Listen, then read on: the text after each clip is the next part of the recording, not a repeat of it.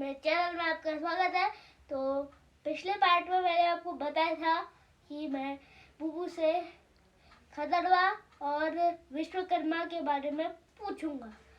तो अभी मैं बुबू से पूछूंगा। ये मेरे बुबू, जैसा आपको पता होगा, ये मेरे बुबू है। प्यारे प्यारे से बैठे बैठे कितने अच्छे लग रहे हैं। तो अभी मैं आता हूँ। तो बुबू, विश्वकर्मा दिवस क्यों मनाया जाता है? विश्वकर्मा जो है वो वास्तुकार हैं, शिल्पकार हैं। और जैसे आजकल वास्तुकला के इंजीनियर होते हैं, आर्किटेक्ट होते हैं, और स्थापत्य कला, वास्तुकला, भवन निर्माण कला, मूर्ति कला, इन सब के जो महान कलाकार हैं देवताओं के, उनका नाम था विश्वकर्मा। पृथ्वी, स्वर्ग और नरक, यहाँ तक कि यमलोक का भी निर्माण कहा जाता है कि विश्वकर्मा ने ही किया। यमलोक कैसे किया? यमलोक, ये यमराज का दरबार था वहाँ, उन्होंने भी वहाँ किया निर्माण। तो विश्वकर्मा दिवस इसलिए मनाया जाता है कि विश्व के महान वास्तुकार जो है, उस समय के जो आर्किटेक्ट हैं, उनका जन्म तिथि के अवसर पर उन्हें स्मरण किया जाता है, उनको याद किया जाता है। और उस दिन जो है, जो उन्होंने उनके द्वारा हथियार उन्होंने निर्मित किए, छेनी है, हथौड़ी है, वसूला है, तमाम जितने हाँ बिल्कुल, हाँ बिल्कुल, बिना छेनी हथौड़े के कैसे कोई काम करेगा, और बिना वसूले के कैसे कोई बढ़ई, बिना रंदा। तो इन सब का जो आविष्कारक इन सब के माने जाते हैं, वो विश्वकर्मा माने जाते हैं। और ऋग्वेद जो है हमारा भारत का सर्वप्रथम साहित्य का उपलब्ध ग्रंथ है। तो उसमें भी विश्वकर्मा एक सूक्त है, सूक्त कहते हैं, जो अलग वर्ग या विभाग होता है वेद में, उसको सूक्त कहा जाता है। तो पूरा एक अलग से सूक्त है, और उसमें करीब 14 श्लोक या छंद जो है वो विश्वकर्मा के बारे में आते हैं। और उनके बारे में ये कहा जाता है कि कहीं पर उनका उल्लेख पुराणों में भी है, कहीं पर वेदों के बाद, कहीं पर ये कहा जाता है कि वो 3 मुख वाले होते हैं, कहीं पर ये कहा गया कि वो 5 मुख वाले होते हैं। और उनकी 5 संतानें थी। और फिर कोई कहता है, कोई पुराण कहता है कि उनकी 2 संतानें थी। तो बाद में उनकी संतानों ने, मनु है, माय है, ये सब उनकी संतानें थी। बाद में उन्होंने उनकी संतानों ने भी उसी शिल्प को, पूरी दुनिया को, देवताओं को, दानवों को, मनुष्यों को वह शिल्प प्रदान किया। तो वो एक महान शिल्पी थे, इसलिए उनकी याद में विश्वकर्मा दिवस मनाया। खतड़वा तो उत्तराखंड का स्थानीय त्योहार है। हाँ, 2-3 दिन का। और भाद्र मास के अंतिम दिन को पूर्वी उत्तराखंड के पूर्वी हिस्सों में कुछ स्थानों में उसको गायों का त्योहार, गै त्योहार कहते हैं, उसको गै त्योहार के रूप में मनाया जाता है। और उस दिन ये किया जाता है कि जब पूरे गोमार्ग से लेकर गोठ तक पूरा जो है घास बिछाया जाता है, ताकि आंगन में, गोमार्ग में, और जैसे हमारे घर में ना, वहाँ से गोएठ उधर धार में तक नहीं जाते हैं, गाय बच्चे जिस रास्ते जाती है उसको गोमार्ग कहते हैं। तो वहाँ तक घास बिछाई जाती है। और ये कहा जाता है कि उस दिन बिल्कुल खूब उनको घास खूब टट कर और जम कर खिलाए जाते हैं, बिल्कुल फूल कर वो उनके पेट जो है बिल्कुल पूरे भरे हुए रहते हैं। तो गायों का त्योहार के रूप में भादों का अंतिम दिन। ये गायों का त्योहार क्यों मनाते हैं? हमारा देश कृषि प्रधान देश है। उत्तराखंड में भी कृषि आज से 60-70 साल पहले जीवन का एक बहुत बड़ा एकमात्र आधार जो है यहाँ कृषि रहा है। तो कृषि त्यौहार के रूप में मनाया जाता है। हमारे अधिकांश जो त्यौहार हैं वो भी कृषि, जैसे उत्तरायण और दक्षिणायन, सूर्य की दो स्थितियाँ हैं, एक उत्तरायण की ओर जाता है, दिन बड़े होने लगते हैं, एक दक्षिणायन की ओर जाता है, दिन छोटे होने लगते हैं। तो इसी आधार पर जो है हमारे तीज त्योहार तिथि निर्धारित होते हैं, चांद्रमास के आधार पर और सूर्य मास के आधार पर। तो ये उत्तरायण का त्यौहार है। और आश्विन माह, ये इसमें होता ये है कि बूढ़ी जो है एक घास के मोड़े की मानव की आकृति, उसका हाँ, बूढ़ी बनाते हैं। बूढ़ी बनाते और हैं, एक उसका उसके मुँह, पीछे एक मुँह बनाते हैं और दोनों हाथ बनाते हैं और पाँव बनाते हैं। तो उसमें जो आंगन के पास जो गोबर का खाद होता है, खत्ता होता है, उसमें गाड़ देते हैं। और एक उसके पीछे बूढ़ा घास का मोड़ा बनाते हैं, तो उस मोड़े को भी बूढ़ी के साथ गाड़ देते हैं। तो और कांस, कुश और जो स्थानीय फूल होते हैं, उन फूलों से उसकी माला, उसको और नथनी, तिल के फूल भी खिल जाते हैं, तो उसको बनाते हैं। और पहले खिरक होते थे, खर्क, खर्क कहते हैं संस्कृत में, उसको खिरक कहा जाता है। खिरक माने जो जंगल में जो गौशालाएँ होती हैं, उनको खिरक कहा जाता था। हम जैसे हम लोगों के जंगल में पहले गौशालाएँ होती थी, और चातुर्मास में जो गाय, बैल, भैंस जो जानवर होते थे वो खिरक में बांधे जाते थे, गौशाला में, खर्क में, जंगल में चरने के लिए छोड़ते थे। और फिर जब शाम को वापस आते थे तो उनको खर्क में या उस गौशाला में बांध दिया जाता था। तो जिन लोगों के खर्क में जानवर होते हैं, तो वहाँ पर भी एक कुछ झाड़ियों को काट के, टहनियों को काट के एक पुतला जैसा बनाया जाता है। और उसको खतड़ कहते हैं, खतड़। और वो पुतला, उसमें पुराना खतड़ का मतलब होता है वस्त्र, तो पुराना वस्त्र भी टांग देते हैं, इसलिए उसको खतड़ भी कह दिया जाता है। खतड़वा बनाया जाता है, खतड़वा बनाते हैं घास फूस का, पुराने कपड़ों का।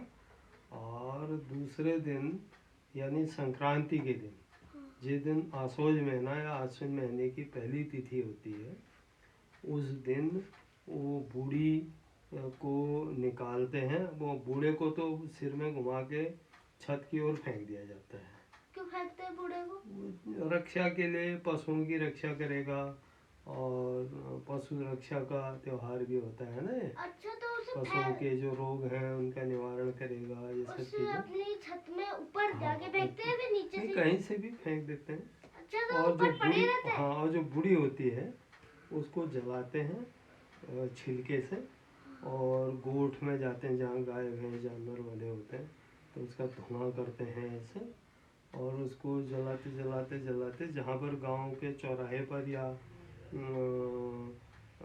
जिस जगह पर खतड़वा बना होता है टहनियों से, शाखाओं से, वहाँ पर ले जाकर बूढ़ी को भी वहाँ पर जला देते हैं। हाँ, तो बूढ़ी ने क्या काम किया था? बूढ़ी ये माना जाता है कि वो पशुओं का कोई रोग है, पशुओं को रोग व्याधि न लगे, और गांव के अंदर धुआं वगैरह वगैरह किया जाता है, जिससे हाँ, तो खतरवा तक मुरे था। हैं, मच्छर हैं, हाँ। दूसरी तीसरी चीज़ें। चूँकि ये एक चीज़ और इसमें होती है कि यहाँ से शीत ऋतु का आरंभ माना जाता है, और जो चातुर्मास है, चौमासा जो है, वर्षा ऋतु का अंत माना जाता है। इस दिन से, आज के दिन से शीत ऋतु का प्रारंभ हो गया और वर्षा ऋतु का अंत हो गया। और ये भी माना जाता है कि आज के दिन से एक खतड़, मतलब एक कंबल या चद्दर या जो भी है लायक, एक खतड़ लायक जो है जाड़ा आज के दिन से आरंभ हो जाता है, और लगभग बारिश जो है समाप्ति पर होती है। तो इसलिए भी इसको खतड़वा कहा जाता है। अब वहाँ पर गांव के बच्चे, एक बात बूढ़े, कहिए। सुन लो पहले मेरी बात कही। गांव के बच्चे जो हैं, कभी कभी बूढ़े भी, सयाने भी, अपने झोले में वो ले जाए रहते हैं, चूड़े हैं, खजिया है, क्योंकि धान की फसल हुई रहती है। तो धान की फसल कूट कर जो है खजिया खच्चर खजिया खाजे होते हैं, भुने हुए चावल जो है, खाजे ले जाते हैं। अखरोट हुए रहते हैं, अखरोट के दाने ले जाते हैं। ककड़ी भी रहती है, ककड़ी वहाँ पर काटते हैं, आपस में मिल बांट कर सब खाते हैं। और भैलो खतड़वा, भैलो गाय की जीत, खतड़वा की हार, इस तरह से भी कहते हैं। और जो वो गाय को पहले ऐसा होता था, गाय जानवरों को ढोने वाले ढोर डंगरों को मरे हुए लोग खींच कर ले जाते थे। किनको? ढोर डंगर जो जानवर मर जाते हैं ना गांव में, तो अब तो नहीं है कोई ऐसे लोग, तो उनका नाम लेके कहा जाता था कि इसका लूता ले जा। लूता किसको कहते हैं? गायों में, गाय भैंसों जानवरों में एक रोग होता है लूता, जिससे उनके बाल झड़ते हैं, खाली सारे बाल झड़ जाते हैं। और एक लूता होता है, उनके जानवरों के मुंह के भीतर कुछ जमा हो जाता है, कोई चीज़ जमा हो जाती है, चर्बी या कोई चीज़, तो उसको भी निकालते हैं। तो उसका नाम लेके कहते हैं कि इसका लूता ले जा, इस गाय का लूता ले जा, और ये है। और उसमें सिर में घुमा के फिर बूढ़ी को, जली बूढ़ी को फेंक देते हैं। और उसका जो टीका है वो माथे पर लगाते हैं। किसका? और इसका वो टीका? जो बूढ़ी का टीका होता है ना, राख, वो ऐसे घर आकर जो है उसकी राख लगाते हैं। और फिर ये माना जाता है, ये भी माना जाता है कि अगर ये किसी के जैसे वो टीका किसी गाभिन जानवर को लगता है, गाय या भैंस को, तो ये माना जाता है कि इसमें वो होंगे, बछियाएँ ही बछियाएँ होंगी, ऐसा विश्वास किया जाता हाँ, है। तो खटरवा है कौन? एक राजा का खतड़वा, हाँ, वो राजा वाली बात ये है कि ऐसे भी उदाहरण मिलते हैं। कुछ विद्वानों ने ये भी कहा है, खास तौर से ये अल्मोड़ा क्षेत्र में, ये तो मैं कुमाऊँ के पूर्वी क्षेत्र की बात बता रहा हूँ, ये नेपाल तक भी विस्तीर्ण है ये त्यौहार जो है। और अल्मोड़ा में कुछ भिन्न रूप से मनाया जाता है। और ये उधर उत्तरकाशी में भी भैलो करके ये त्यौहार मनाया जाता है, थोड़ा बहुत भिन्नता है वहाँ। और यहाँ हमारे जो सोका जनजाति के लोग हैं ऊपरी क्षेत्रों में, हिमालय के, उनके यहाँ भी ये त्यौहार मनाया जाता है, वहाँ भी थोड़ा बहुत भिन्नता है। खतड़वा असल में राजा नहीं था, वो ये माना जाता है कि मानसाह के समय में, करीब 16वीं सदी के प्रारंभिक दशक में यहाँ पर रुद्रचंद के बेटे लक्ष्मण चंद शासन करते थे। तो लोहवा की लड़ाई हुई थी दोनों के बीच में। लोहवा एक जगह है, मानसा, उधर गढ़वाल के राजा मानसा थे, इधर के राजा जो है लक्ष्मण चंद थे। तो दोनों के बीच युद्ध हुआ था। तो ये कुछ लोगों ने ये उल्लेख किया है कि खतड़ सिंह जो है वो गढ़वाल के सेनापति थे, खतड़ सिंह, और जो गै सिंह थे या गैड़ा थे, तो वो यहाँ के कुमाऊँ के राजा के सेनापति थे। तो दोनों में युद्ध हुआ। तो भाजो खतड़वा धारे धार, एक लाइन ये भी कहा जाता है ना, खतड़वा जो है धारधारी भाग गया हार के युद्ध में, और गाय की जीत, खतड़वा की हार। तो गाय सिंह या गैड़ा सिंह की जीत हुई, खतड़वा हार गया, ये भी माना जाता है। पर इस बात के कोई ऐतिहासिक साक्ष्य जो है वो उपलब्ध नहीं होते हैं। ऐसा लगता है कि कुछ राजनीतिक प्रचार के चलते जो है इस गाय के त्यौहार वाली कहानी को ऐसा रूप दे दिया गया, और दो राज्यों में आपसी वैमनस्य और हार और जीत का प्रश्न बना दिया गया। तो खतड़वा की हार जब हुई और गैड़ा की जब जीत हुई, तो ये कुछ लोगों ने ये उल्लेख किया है कि वो चोटियों में जहाँ घास फूस जलाकर अपनी जीत का जश्न मनाया गया, और यहाँ तक संदेश भेजा गया कि जो है गैड़ा जीत गया है। पर ऐसा वास्तव में है नहीं, न कहीं इतिहास में इस बात का उल्लेख आता है, और न गैड़ा सिंह और खतड़ सिंह इस तरह के कोई नाम भी नहीं मिलते हैं। न चंद राजाओं में मिलते हैं और न गढ़वाल के राजाओं में और न उनके सेनापतियों के ऐसे नाम मिलते हैं जिससे कि इस बात की पुष्टि होती हो कि खतड़ सिंह नाम का कोई आदमी था या गेड़ा सिंह नाम का कोई आदमी था। तो ये अगर हम ये कहें कि ये विशुद्ध रूप से गायों का त्यौहार है, कृषि त्यौहार है, कृषि जीवन से संबंधित है, तो ये भावना लोक भावना के ज़्यादा नज़दीक है। ज़्यादा चूँकि यहाँ का जो जनमानस है वो कृषि प्रधान है और जनमानस की जो धारणा है वो अपने प्रतीकों के प्रति अपने और जो लूता है, लूता का मतलब ये जानवरों के जो बीमारियां हैं उसको दूर करने, जानवरों की रक्षा, इन तमाम बीमारियों से आग जलाकर एक संकेत ये भी किया जाता है कि आग में कई बीमारियां, कई चीज़ें नष्ट हो जाती हैं। तो ये सब चीज़ें, क्योंकि आग जो है कई चीज़ों को जला के राख कर देती है। तो एक इस तरह का जो लोक भावना से पर्याप्त धारणा है वो धारणा तो यही लगती है, पर लोगों ने कुछ लोगों ने इसका उल्लेख किया है गेड़ा सिंह, गाय सिंह या खतड़ सिंह करके। और इस दिन से ये भी माना जाता है कि ठंडक शुरू हो जाती है पहाड़ों में, शीत ऋतु का आरंभ हो जाता है, वर्षा ऋतु का अंत माना जाता है। तो इस तरह से एक पारंपरिक कृषि त्यौहार के रूप में यह त्यौहार मनाया जाता है जो नेपाल तक फैला हुआ है। और उत्तरकाशी में भी यह कुछ भिन्न रूप में भैलो करके मनाया जाता है। उसमें एक प्रतीक, बाघ को एक प्रतीक मानते हैं और बाघ को भगाते हैं लोग, छिलके जला जला के, भैलो जलाते हैं ना, बगैर जला जला के और दूर तक खदेड़ते हुए ले जाते हैं। तो वो भी एक तरह का, इस तरह का प्रतीक व्यक्त हुआ है उसमें कि जो जंगली शक्तियाँ हैं, जो रोग व्याधि की शक्तियाँ हैं वो दूर हों और गाय जानवर स्वस्थ रहें, निरोग रहें और हमारी जो जीवनचर्या है वो ऋतुओं के क्रम के अनुसार, बदलती हुई जीवनचर्या के अनुसार हम अपने को बदलते हुए आगे बढ़ें। ठीक है ना? तो कैसा लगा फिर? और कोई प्रश्न तो नहीं तुम्हारे? ना। बताओ। और वैसे तो कुछ नहीं है मेरा। हाँ। तो मेन था वो तो मैंने आपसे पूछा। हाँ।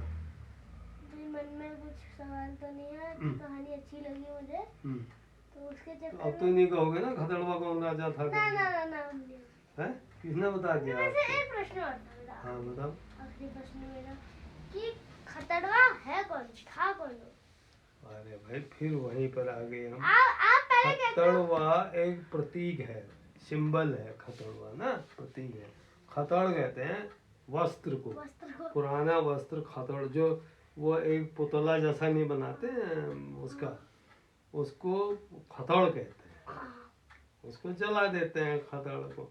अब वो लोगों ने उसको खतड़ सिंह जोड़ दिया और कहा कि वह गढ़वाली राजा मानसा का सेनापति था। और गाय को गैड़ा सिंह या गाय सिंह कह दिया। ये कह दिया कि ये चंद राजाओं का सेनापति था और दोनों की लड़ाई हुई, एक हारा एक जीता। तब इस तरह से आग जलाते हुए ये त्यौहार वो किया गया। लेकिन अब तो उत्तराखंड बन गया। अब तो उत्तराखंड बनने के बाद से इस तरह के जो एक तरह का वैमनस्य ही इसको कहा जा सकता है कि वैमनस्य फैला आपस में कुमाऊं मंडल और गढ़वाल मंडल में। तो ये दूरी अब खत्म हो गई है और इस तरह की धारणा भी अब समाप्त हो गई है। और विशुद्ध गायों के त्यौहार के रूप में इस त्यौहार को मनाया तो जाता ही रहा है, लेकिन बीच में कुछ निहित स्वार्थों के तहत कुछ लोगों ने इसको इस तरह से ट्विस्ट कर दिया मामले को कि, तो इसलिए अब वो खतड़वा जो है वो खतड़वे को इसी प्रतीक के रूप में माना जाना चाहिए। खतड़वा कोई इंसान था या नहीं था? खतड़वा था ही नहीं कोई आदमी। अच्छा। खतड़वा एक बीमारी है, एक तरह की जैसे बूढ़ी एक बीमारी है ना, बूढ़ी को हम जला देते हैं, पशुओं का रोग है कोई, उसी तरह खतड़वा भी। अब खतड़वा हो गया कहते हैं, खतड़वा खतड़वा जानवर होता हाँ नहीं, मेरा खतड़वा हो गया, मुहावरे का भी तो प्रयोग है। हाँ। खतड़वा हो गया का मतलब सारी चीजें खत्म हो गई, नष्ट हो गई, खत्म हो गया। खतड़वा मतलब खत्म कर देता है। दिवाली में कोई हार गया, पैसे बहुत जुए में हार गया, तो ये खतड़वा हो गया, या उसका खतड़वा बना दो भाई। तो एक मुहावरे का भी प्रयोग चल पड़ा, खतड़वा होने का मतलब है नष्ट हो जाए। तो बुराई नष्ट हो जानी चाहिए और आग की तरह जल जानी चाहिए। अब उसका नाम हमने खतड़वा रखा। हाँ, और बुढ़िया जो है, जो रोग व्याधिग्रस्त रोग हैं, व्याधि हैं, जो ये चीज़ें हमारे आसपास हैं, उनको आग में जला के नष्ट कर दिया जाना चाहिए। तो बुढ़िया है क्या? बुढ़िया तो वो भी प्रतीक है रोगों की, वो उसी के जानवरों, हाँ जानवरों के रोगों की। उसका बुढ़िया, नाम- हाँ बुढ़िया को जला के खतड़वे में डाल देते हैं ना, वो जो जहाँ पर खतड़वा बना हुआ होता है। हाँ, तो पहले बुढ़िया को जलाते हैं खतड़वा को। हाँ, फिर खतड़वा को भी जला देते हैं। पहले बुढ़िया जलती है। बुढ़िया को जलाते हैं हाँ। गोठ में ना, ऐसे धुआं, गोठ पहचान दो, हाँ, गोठ गोठ, किस जहाँ जानवर गौशाला। रहते हैं। गौशाला। हाँ, गोठ जहाँ जानवर रहते हैं, हम्म। ठीक है ना, वो धुआं करते हैं, बुढ़िया को जलाते हुए ऐसे ऐसे हिलाते हुए ले जाते हैं, फिर छिलके के साथ जलाते हुए जहाँ पर चौराहे में खतड़वा बना हुआ होता है, वहाँ पर सब चीज़ें जला दी जाती है। तो बूबू ने मुझे बताया कि खतड़वा क्या होता है, क्यों मनाया जाता है। कुछ लोग कहते हैं खतड़वा सेनापति था गढ़वाल का, ऐसे ही पता है, पर मेन बात है कि वो एक बुराई का सिंबल है जो कि जल के भस्म हो गया। तो इसमें बहुत अच्छी जानकारी मेरे बूबू ने बताई। तो ऐसी जानकारियों के लिए मेरे चैनल जरूर से लाइक करें। Thank you, thanks for watching.